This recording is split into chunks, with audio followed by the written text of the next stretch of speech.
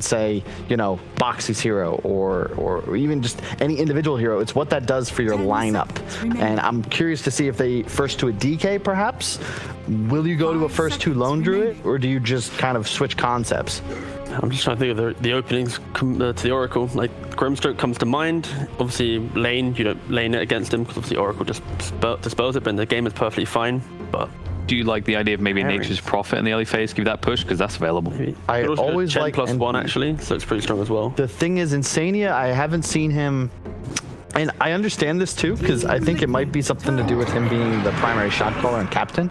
But playing micro heroes is super difficult if you're primary shot caller. I think it's a big part of what makes OG successful is that No-Tail's free to like maximize his own gameplay, and because Seb has more of a role, they have more of like this organic flow to the games. No-Tail can just focus on Dota. But I personally know when I was playing Furion or Beastmaster, my ability to captain was like literally cut in half because I just had too much to think about. So it was either play the hero badly or play with your team poorly. Or just go for the middle and just go average on everything. Or just bad, yeah. Depending on where you actually average out. There's the Grimstroke and then Centaur's available as well. The question was, would they still go for Centaur? Obviously without the pairing, but yeah, of course, you're playing against Oracle, just go for it. Why not? There's actually no reason not to go for the Centaur. And I like this. This is a Prodigy. This is just, you know, laying it on the table. We knew you were going to do that. We're picking Monkey King anyway, immediately. This is good, especially with the 1-game lead. And from the way they were talking, we know Prodigy's been giving a little sass in their interviews. For some reason, getting called out about that because apparently our community just wants everyone to give responses. Well, humble and nice. They played really well. But the flip side, though, they did actually wait for Liquid because Mickey had internet issues, so they did actually wait to play the. Yeah, they want to prove that they can beat them. Yeah, they're competitive. But you know what? Like, I wish we rejoiced more when people were talking shit. It had storylines, character, yeah. You ever watch like other esports scenes, especially ones that are just starting up, and you've got those people just yelling at each other across the room? You're like, hell yeah, the pop-up, baby. I love fighting games for that. You know, the stand-up stare down. That was oof. There's some good clips of that, but. Yeah, they banned the lone druid again as expected. Just trying to, it just makes sense. You keep reducing Liquid's ability to easily translate fights into objectives, and the benefit of lone druid is about strong laner. It's another thing I think we probably failed to mention is that DK, lone druid, Lycan are always going to at least trade in their lanes, and then killing a tower is as easy as just walking at it. And then you have to think, what's left? Do you really want to pick a DK on the side of Liquid? Immediate Prodigy, baby. Look at this. They're like, we know exactly what's up. But they did go with the Phoenix. We have seen Liquid look pretty hot with this hero. Are you that concerned right now if you're looking at VP.Prodigy, what they have about this pick? Not especially. I think that you have an Oracle, so you're already going to guarantee that the laning phase is all right. In addition, I think you have to see a whole draft before you can really say, we're afraid. Because Phoenix is another example of this really high volatility hero, where if you have no egg hitters, it's like, oh god, we can't deal with this, is insane. And then if you have a bunch of them, it's like, yeah, no big deal.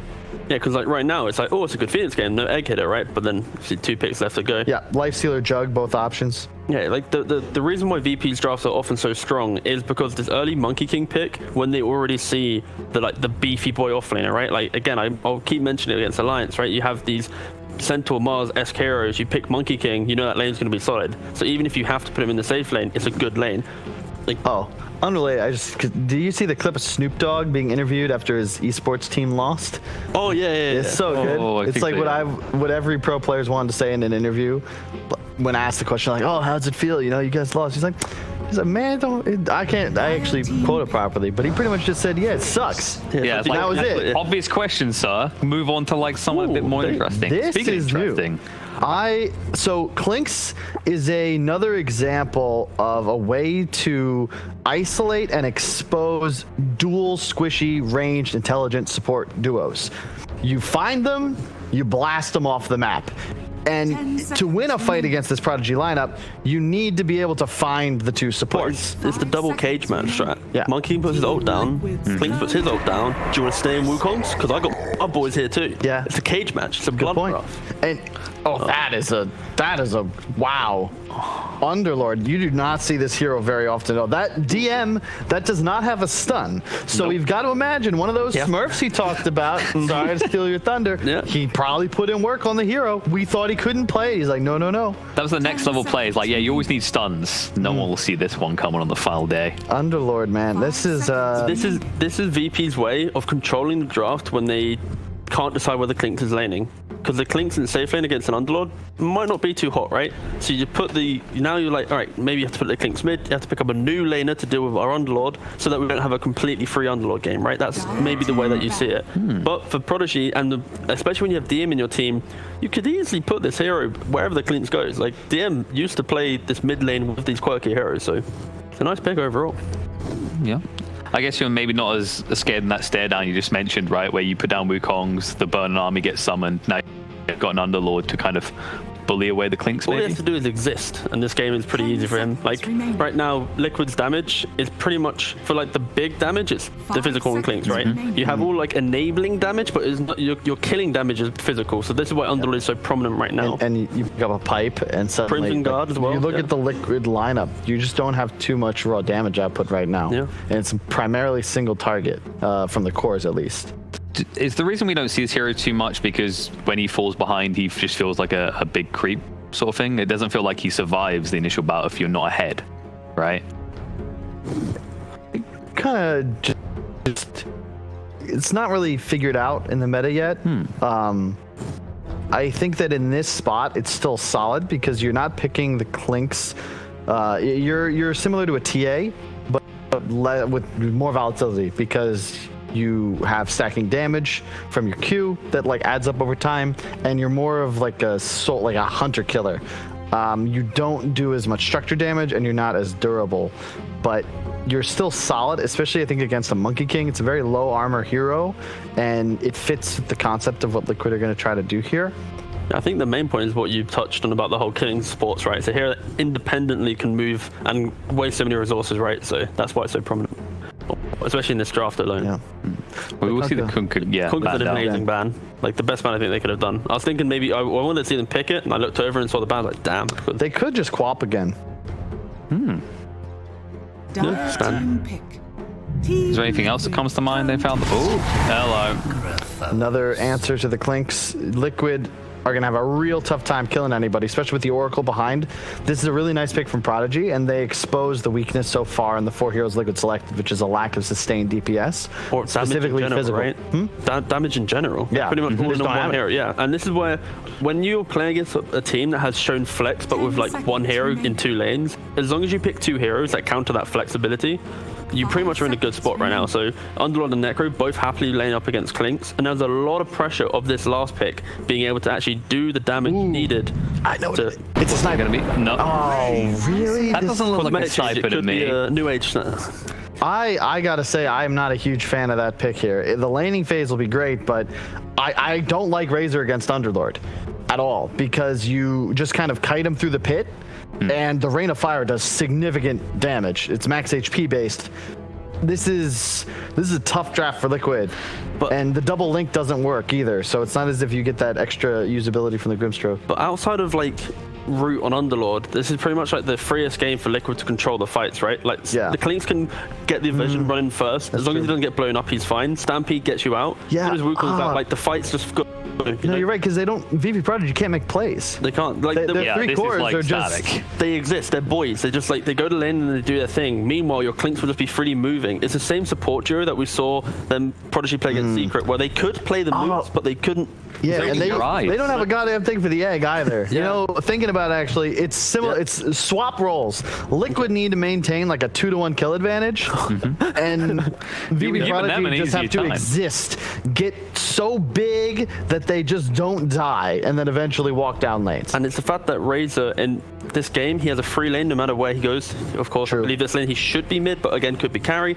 He can then make those moves early on, pair that with the Clinks, and whatever lane he goes to, the core will be complete out of place. And you just I'm looking at actually Liquid, like their heroes can't die. They can go Roshan easily with the Deso and Clinks as well. They have lift and pit, and you know, you all mini disables. Prodigy need like a really solid lane performance to take one. I don't know. You buy I think we might end up with 3 games. Scythe's out of here too. Sorry.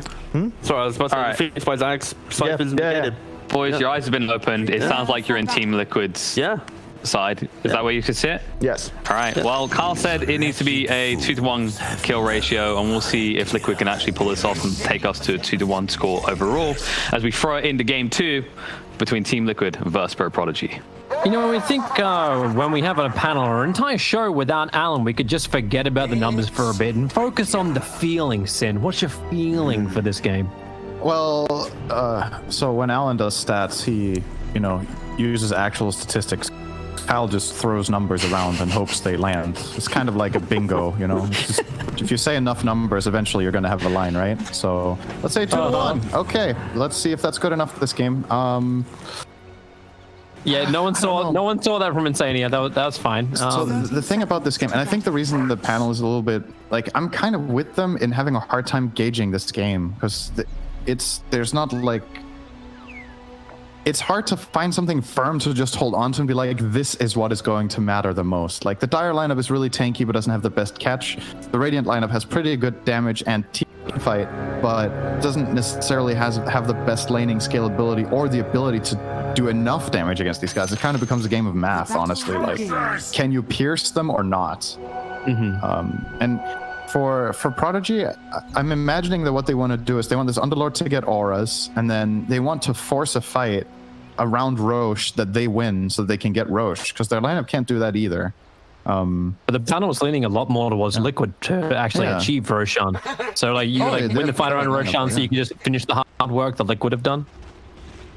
The thing that I'm mainly looking at in this game compared to the last one is that the initiative to get a lot done is a lot less in Prodigy's court, and the way they won the last game was just overwhelmingly aggressive plays. And now the game might be a bit more Liquid tempo, the way they like to play. So I think at the very least in the draft they've accomplished that they've set themselves up for their play style. I suppose we could also look towards just FN then. Like, he was such a superstar of game 1 and now he's on this Necrophos. Like I think long are the days gone where you get like blink daggers on these heroes and you get them really aggressive. Like, hey, what is that tempo you even look to have set by who? Is it Epic Kids movement? Is it DM's movement?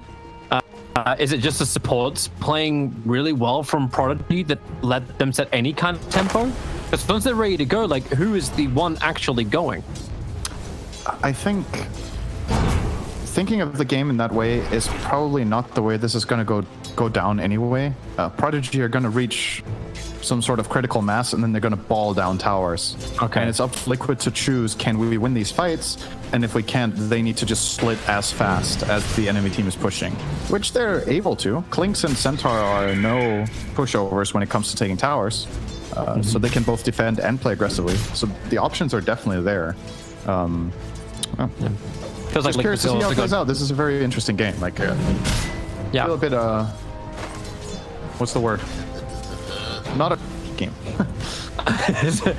You're unsettled. You can go with unsettled, maybe. Or ready to learn. The laning phase, I kind of also want to see like Mickey's progression. Like, how fast does this Clinks actually get some damage up and running, especially up against like an Underlord. Underlord's pretty damn tanky with his 5 armor. Insania wants to try and do something against him, able to hit the swell, and Mickey just keeps punching through. The DM's got all the life to survive. It's still how you play against Underlord, though. I think with this kind of lane, you want to bully him as much as possible in the low levels, because once he gets more points up in Firestorm, he doesn't even need to look at you anymore. You just place the Firestorm and go and pull or cut waves, whatever he wants. It is actually even an option now for Prodigy if they want to. They could just start going between the towers now and casting Firestorm on every wave. But they're electing to stay in lane so that they can hopefully get some pulse off from Save. He will complete this one. Unless... Yeah, I don't even know if Liquid mind this too much. They're kind of just gonna farm it. Mickey has Death Pact now, so he can eat the big Ursa as he will. I don't know if I'm ever gonna stop calling these Ursas. That's one of the few things from Dota 1 that has never...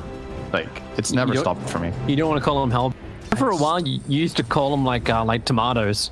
Yeah, some people call them tomato potato. that even shows even more like the unwillingness to learn the new names. It's like, oh, whatever. Well, the unwillingness to know that like tomatoes actually come in multiple colors as well, so you can still call them tomatoes.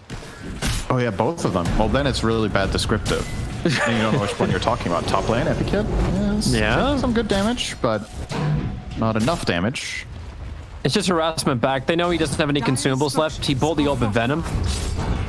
In fact, this safe lane of Prodigy has nothing now that salve has been burnt left. Everything is gone, but Epikid's got that innate ability to hit 4 stacks up, slap on down, and Tiger's doing everything he can to just dissuade them from fighting.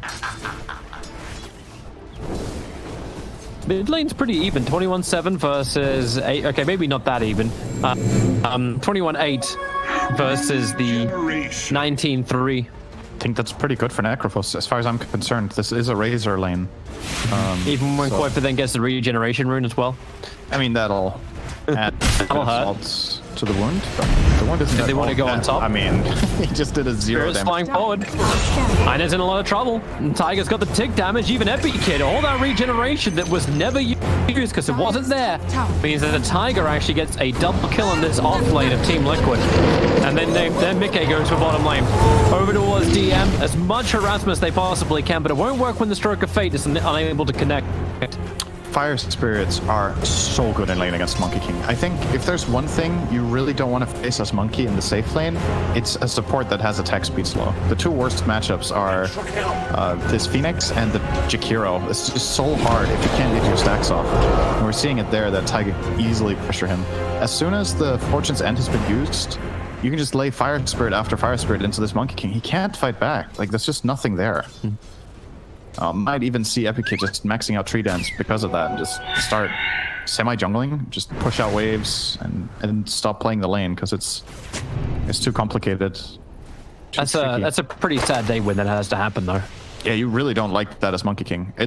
I think it's part of the reason this Razor pick is actually very good is that it doesn't allow Monkey to go mid. Like, you don't want to face the Razor either. And you could have put the lanes differently from the start with Monkey mid and Necro top, then Necro gets to face Centaur, which is really good. But I think they're concerned that the Monkey King's game is just too bad. So you kind of have to settle. I'm loving that game sense from FN. And he's going to get a static link now and have to be forced back underneath his own tier 1 tower. But Liquid actually TP'd in the Grimstroke to try and be involved in this. And Tiger moved down as well. And all he did was just have to back up, then gets to plant down the fresh Observer Ward, so we can see if that rotation will come again later. Sorry, it was just funny watching FN try to CS with minus 22 damage on the top. He's like trying his absolute hardest. If I hit it as late as possible, I will get it. It's just perfect timing on the attack and deals 0. Like, why are you even trying? What is the point? Should it actually get to 0? Like, he was minus 21 damage. His attacks doesn't do anything. He was really trying to last it. That was funny. I don't know, it just feels a little harsh to actually drag someone to 0 damage. Radiant's top tower is under attack. Welcome to playing against Razor. It's very annoying for some heroes. Very annoying. At least he's getting levels. And net worth-wise, hilarious enough, FN is ahead of the Razor. Only just. No, it's not bad. But he is ahead of the Razor. And now moves the side. Has he got enough damage? Kuiper, barely alive. That one last attacker won't be enough. 50 HP will survive, even keeping the anti-treads up. That is still not bad, though, for FN. He forced out a salve. He sends Kuiper back to base. And he will get probably a wave and a half for free as his reward here. And yeah, he traded off Health of 2, but he's got 2 points in Heartstopper, so he will be getting this wave now. And there's the tip. Give some sass, please. He's number 1 net worth on the field. He is winning this lane as Necro against Razor. That's really good. I gotta say, I don't think this is how this lane goes, especially not considering Liquid probably agree when they last picked the Razor into this that they felt favored in this lane. But now the funny thing is too, like the numbers that Kyle throws out, it's like, hey, they need to have this many kills ahead of them. It's like, well, you gotta remember that in Dota, kills don't always matter, and you just stay ahead in farm. Razor, he'll get the DD rune. I thought save. He started the attack, and I think he early cancelled to deny up the rune. And DM's gonna be sent all the way home, but he's fine with that. And he pulled the wave up, let the let the Firestorm go, and then farmed up a wave and a neutral camp. Doesn't have as much net worth as Boxy, but still got a lot out of this offlane. Dire are scanning. Yeah, and Underlord always has the option. If he... It's kind of a strange hero in the sense that he doesn't really win many lanes. And he has a lot of lanes that he loses horribly. But if he just does okay, it's actually one of the better offlaners to do okay with, because as long as you get this one item in the Soul Ring, you can go farm jungle camps, you can push out the lane with minimal risk, and your net worth is only high value because all you want to buy is auras for the team for your hero to perform. So you can skip a lot of items that other offlaners kind of feel like they need to function, like mobility items, upgraded boots. Epic Kid. Oh. They're just talking him for the moment. Sentry wards down everywhere. Stampede has to be used, but there's not enough mana for a hoof stop. Actually, he does have the one charge as Monkey King can't dodge it. And with the damage from Clinks, well, then again, maybe from the Boundless Strike, it could be Clinks who's the one to go down. FN came in so quick to be part of this fight, and the Centaur just continues to tick out. The Death Pulse is chasing him. Yeah. And in fact, the heal from Oracle is now helping Centaur a little bit to get back. So now Razor can arrive, and we turn back the opposite direction. Static link it up. FN will get his TP out to safety. And Tiger has no extra control to really kill off the Oracle unless Oracle turns around and then just disarms the Razor. 95 stolen damage. Hit what? This is really smart from Koifa. He'll need Tiger here as well. If they can actually claim the outpost. And Tiger, Icarus dies forward, but Monkey King's going to be there. Same with Save for the pickup, but they do get the outpost. But a little too late. It's 150 both ways.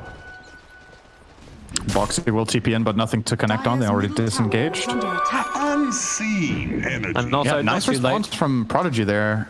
Not really what you expect to happen in this game, that a Necrophos is quick to rotate, but he did, and that was massive. Getting those 2 kills, especially Clinks to me in this patch, it's like... It's a ramp-up hero, right? You get Death Pact, you want to find these kills to get the free damage, and if you make rotations and get stopped in your tracks, it feels like you get set back so much. Most other carries at the state of the game will be happy to just hit waves, but Clinks doesn't do that. Like, he's bad at pushing. He really doesn't want to. Bottom. Catch out the Underlord. Extra slow is provided from Insania this time around. And a static link steal, not exactly what Rubik wants to have, and also keeping a offlaner alive is what you really want to have. Yeah. 1 point in ulti there and DEM lives, but I think you want to max out Firestorm this game. Sometimes I've seen Underlords actually skill ulti on level 6, but I don't really like that choice most of the time, and I don't think this is one of those games where you're like, absolutely should have done that. Necrophos is going Blade Mail, so getting some armor against Clinks and Razor, making himself a really bad target. At the same time, it's not really a mobility item to any extent. It's not the best ramp-up item in terms of farming speed. It's not terrible either. It's obviously really good on int heroes nowadays. But it's not what I expected. I thought FN might go for something like Yules into Radiance in this game and become really big with the lead he has. But he's aiming for mid-game timing, it looks like, with this Blade Mail. And right now, he's the strongest hero on the field by far. Like, nobody can stand up to this Necro right now. Wait. Boxy's on the hunt. Oracle. Oh, he needs to stun right now if he's going to kill him. And, oh, he does! Stun's able to connect. Koi for Insania. That is a very, very long smoke rotation to come to the tier 1 tower. With the bug on him. That's annoying. Oh, what are you going to do? He's buying some time. Yeah, he is. And it's buying time for the tier 1 tower on bottom lane to get taken down. Even False Promising. Every other bit he can do just to mess with Team Liquid. Aina will do it. Dude, that's pretty good space. That was like 15 to 20 seconds that he bought overall. And that lets FN hit mid tower. He's going to go and farm the side, camp to the side. They get the bot tower as well. Like, overall, pretty good trade, I want to say, for Prodigy. At least it was a death pack kill for Mickey. He really wants to keep building up. Yeah, I think he was actually probably a little sad about, I think, the fight inside the Dire jungle before his death pack ran out just as they were starting the fight. I didn't see a creep nearby or...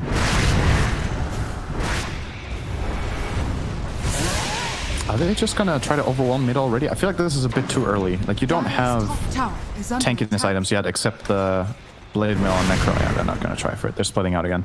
Underlord, by the way, going ATOS. This is the the usual offensive build on this hero. Obviously, the combo is you put down Pit of Malice, then you ATOS the guy, and then Pit of Malice snaps again, because the interval will overlap pretty much perfectly.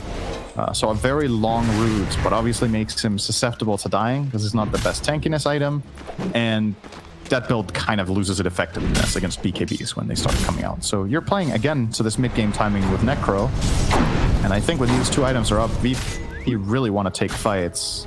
I thought it was going to go Horus this game, actually, and not go for the catch, but they feel like they need it. It's like just no auras at all. Not yet. They will definitely get them. Don't you worry. They will get auras. There is no way you play this strategy without getting auras. Is Epic looking for his own fight down here on bottom lane? I don't think against the against the Clinks he decides out. Maybe not the best thing for him. But now Team Liquid, like you've had this early game phase. Like they obviously don't know what we know about like Necro having so much net worth than everybody else, but you've got to feel good if you're Clinks or if you're Razor. That's your two cores with really good farm, item progression moving nicely.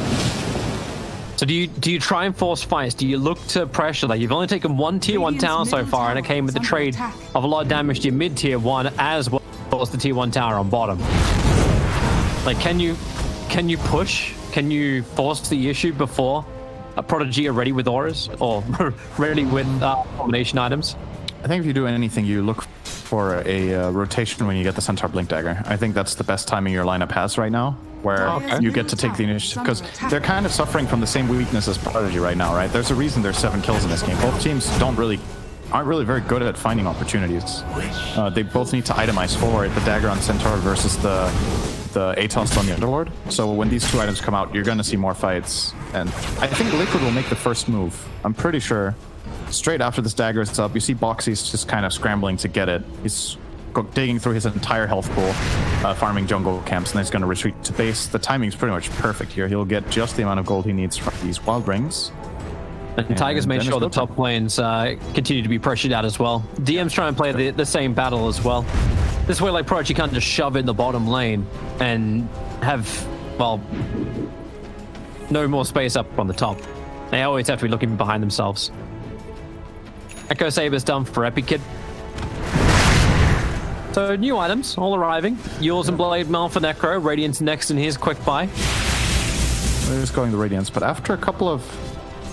It shows quite a bit about, I would say, VP.Prodigy's philosophy about how to play the game right now. That they don't want their mid hero to be this liability that you need to wait for, who wants to build up a really greedy item. They want FN to do stuff now, but they also want him to scale. So now that this timing has been hit, where they have the Yule's Blade Mail as well as the Echo Saber and Monkey King, they want to fight.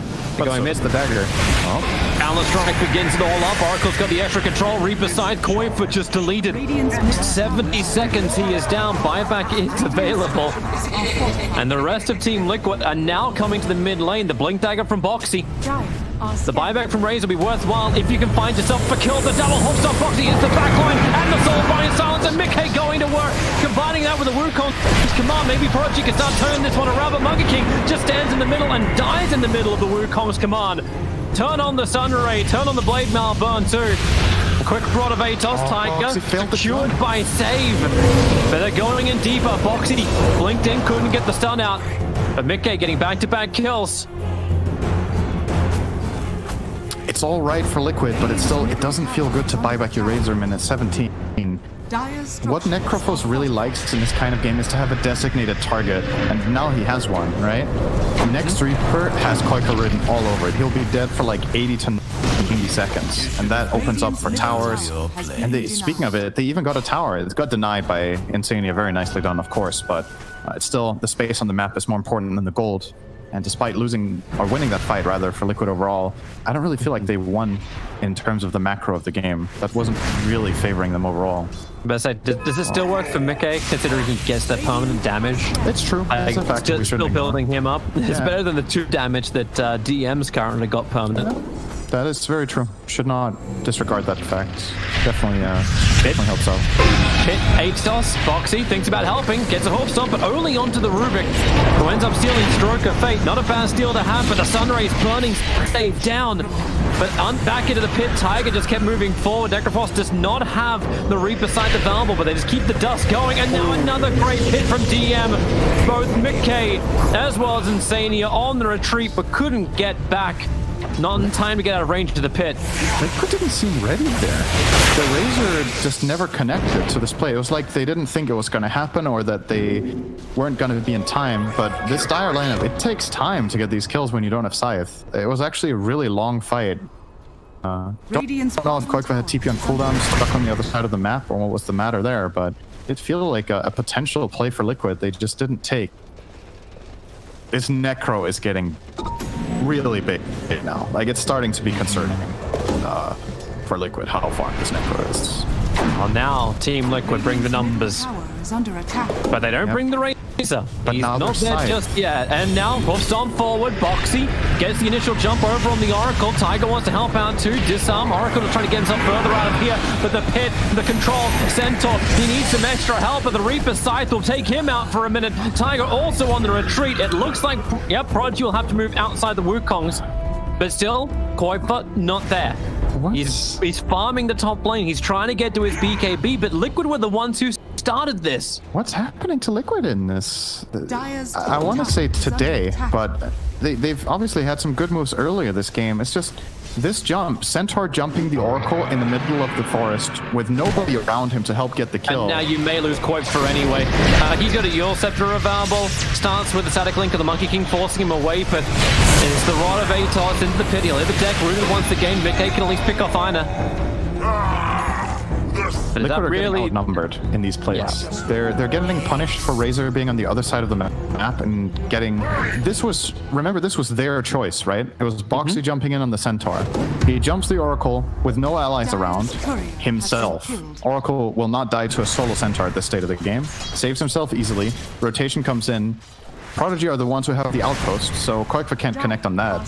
They kind of just overwhelm them. That looked so easy for them. I think when Centaur jumps, there needs to be a Clinks on the money right away to follow up so they get these kills done. Like, execute the kill straight away and snowball from there.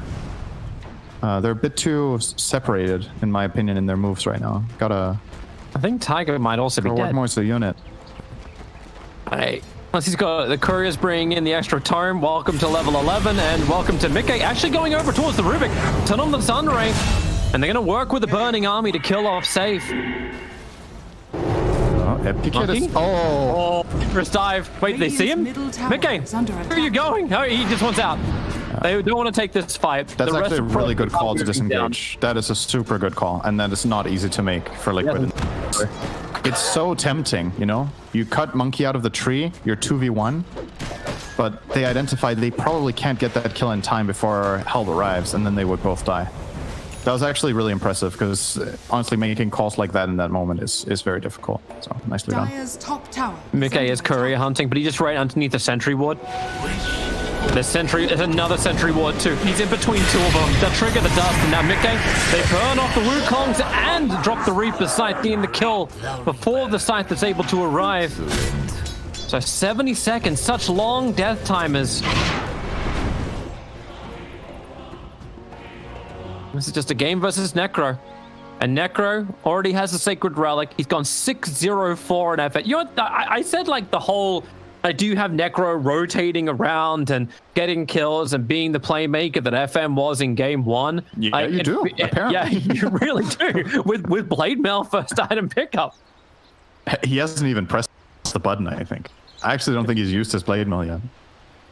That does not make it a bad purchase, because it obviously does disincentivize Liquid from targeting him and fighting, so fights will look different. It's just, overall in the landscape of this game, I've been lacking that feeling of decisiveness, similar to game one from Liquid, where now it's go time, we go together, and we get the jump that we want. They got one mid, where their tower was being pushed and they bought back Koikva, right? That was their best team fight so far.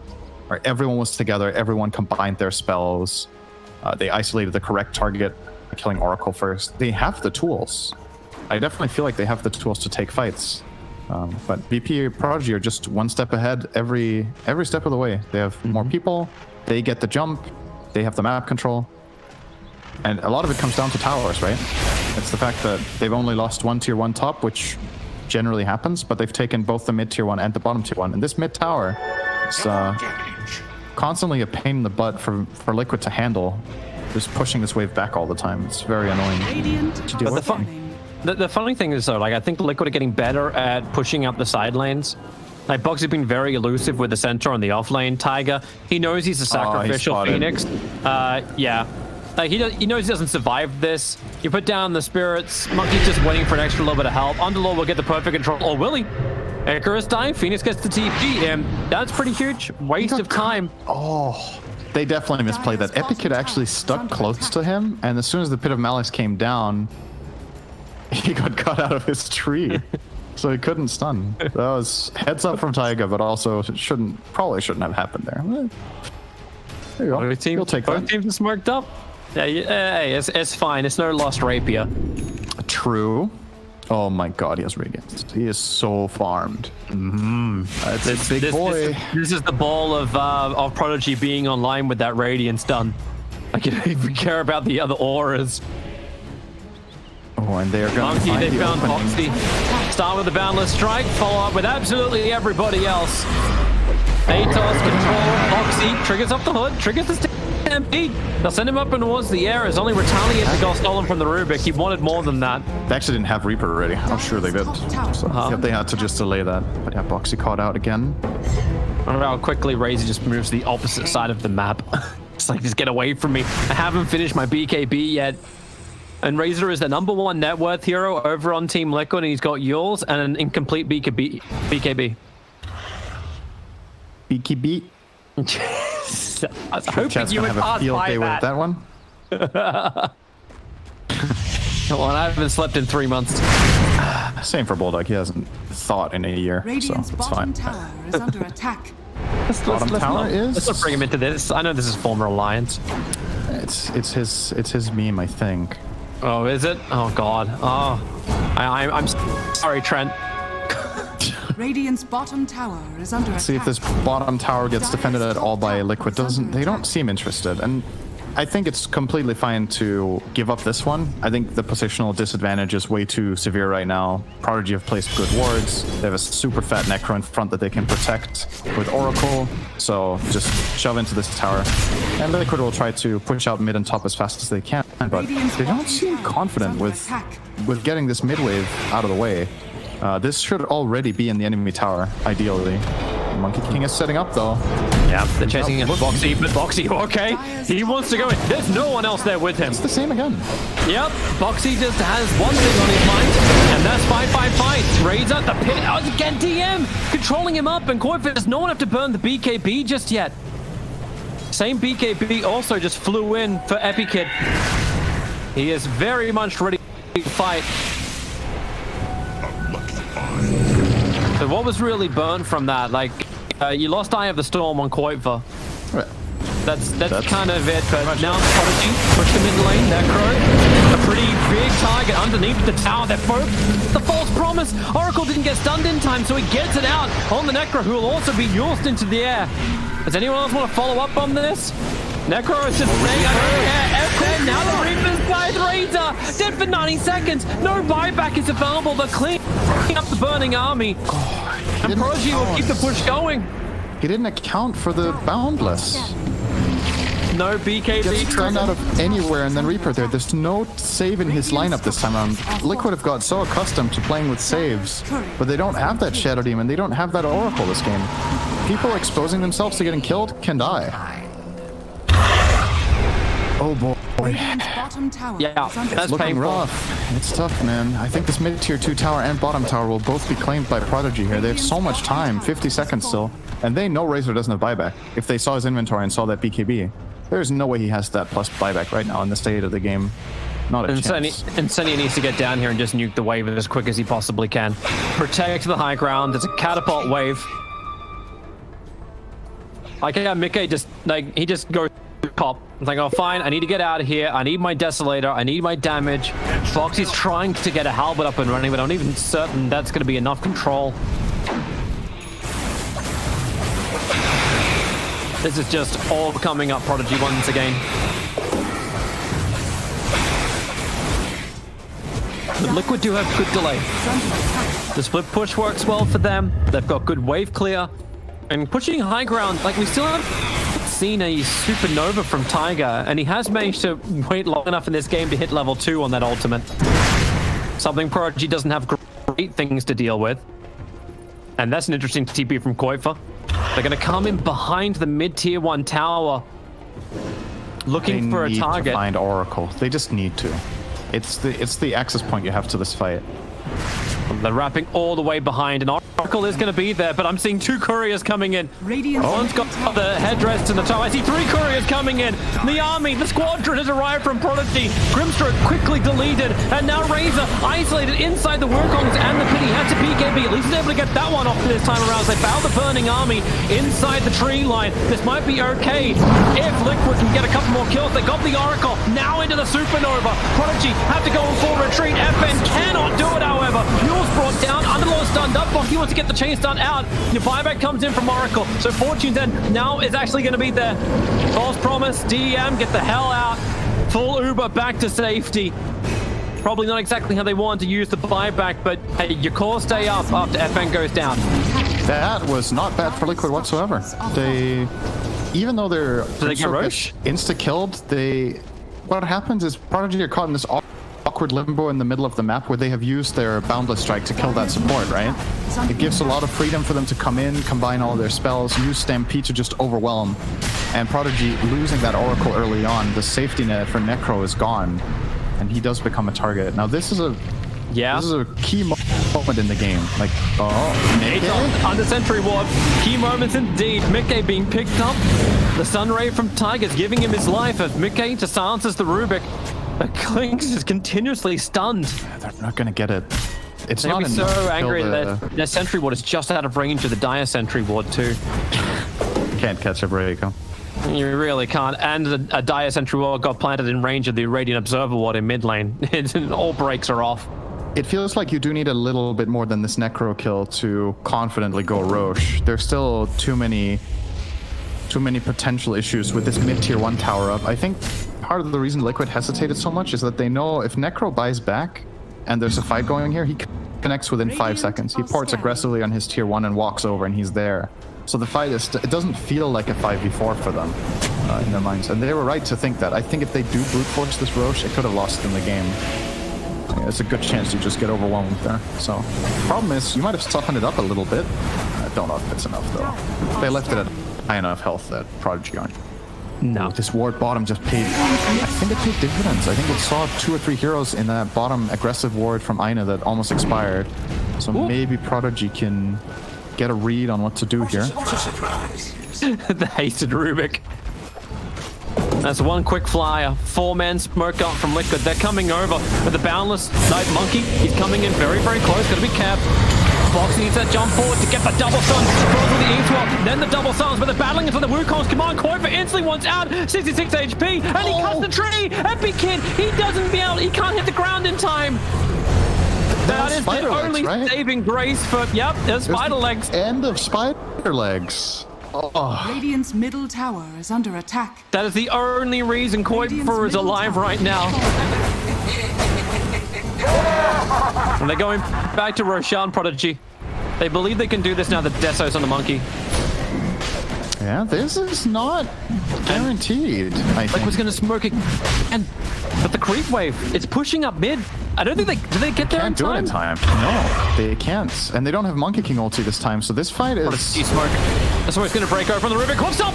He hits the target. Foxy catching out too. DM as well as Rubik. They're going down so damn fast. Safe. He's being saved by his own ghost. And now Icarus dive into the Supernova, but you've lost Klinks. Your damage isn't there. Epic Kids trying to take care of the Supernova. Everyone coming in together. It doesn't get off in time. Tiger needed a fraction of a second longer. Fox doing everything he can, but he's losing his heroes. The Reaper sight putting down the Razor, and now Grimstroke, the last one to die. 5 gone from Liquid. Prodigy, everybody is up. Of course, you bought back on the Rubik for that to happen, but they're coming down mid. They know the death timers are so long from Liquid. They can end this right now and get That their grand egg- final position. That egg goes off. Radiant structures are That's a different story, but so many things going right for Prodigy here. Even a small thing like Aina purging off a Fire Spirit might have made the difference there for getting the egg broken in time. And it looked like a good jump from Liquid. They caught 2 heroes, but their Clinks walking in to start dealing the damage immediately gets lifted by Rubik and just taken out. Clinks is the majority of their damage, and he couldn't get it on. Without a BKB, he just gets isolated and killed every single time he comes up close. This is my primary gripe with this hero right now, is even if you get the jump, if Clinks doesn't get a free angle, he is so counterable right now. It goes so fast, like, you're still a frail carry, right? Like, anybody who gets on top of you, you're in trouble. So you have to not only get the jump, but Clinks has to be kind of free for the first few seconds. And VP.Prodigy, they know, and they're just on top of him instantly. Yeah, 1.5 lane racks and Roche. This looks bad for Liquid now. It's real bad. Prodigy are just so quick with everything. It feels like they've always got their next objective ready to go. Take the mid, take the bottom, only the melee, because you want to be quick about it before anyone's going to respawn, and then up towards the top lane, remove the final outer towers, and just end this game. In fact, they're only pushing with the Monkey King. They smoke up with 4. Looking for anyone from Liquid who may think about venturing out for a moment. Have a base ward that didn't get dewarded. They see Koikva right now. Oh boy, oh boy, Koikva. It has to be KB, but now he's got that on cooldown for 70 seconds. You may as well be dead. Oh, that's a bit harsh. Well, yeah, I suppose so, but Prodigy are going to push into you, and you got no high ground defense with it. Nothing but a BKB. Yeah, the only reason they don't kill him there is that both FP Kid and FN were pushing top tower together. If either of those cores is there, Koikva dies, but it's probably the reason he ventures outside of the base to begin with, is that he sees these 2 cores top, so he feels safe. Yeah, they're just using the fate of the beginning Aegis, the Immortal from the Necroforest, battling inside the Wukong's commander. Quick stampede, can't get them away. Centaur's already gone down, and now you really start to see Razor and all of Team Liquid just fall apart. They got the relic on the Clinks trying to get that little bit of bonus damage to find a but Prodigy just sustain. You didn't even get through the Necro's Aegis to the Immortal. And now the jump forward, a perfect hit onto McKay. He's got a couple of one charges to bring him back up again as FN dives in pretty damn deep. The Ghost Round's giving him protection. Tiger wants that same level of protection, but he doesn't have it. McKay moving back to the fountain. He's so low on life, 100 HP, barely surviving. Radiant's top tower. But this game is so deep in the bag for Prodigy. Buybacks in from Razor, buybacks in from Phoenix. This is going to be the last hurrah. Radiant's top barracks. Who do you go on? DM season. FN feels like an interesting target, but remember, he's still got the Aegis Immortal available. Tiger slapped down by the Boundless Strike. Controlled by the hit. No Supernova available anymore. In fact, Rubik is taking his place as the Phoenix.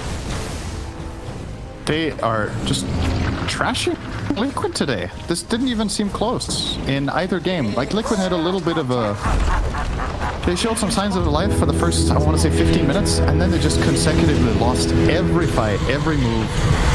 The map, the Roche, the game. It's just over. It really is.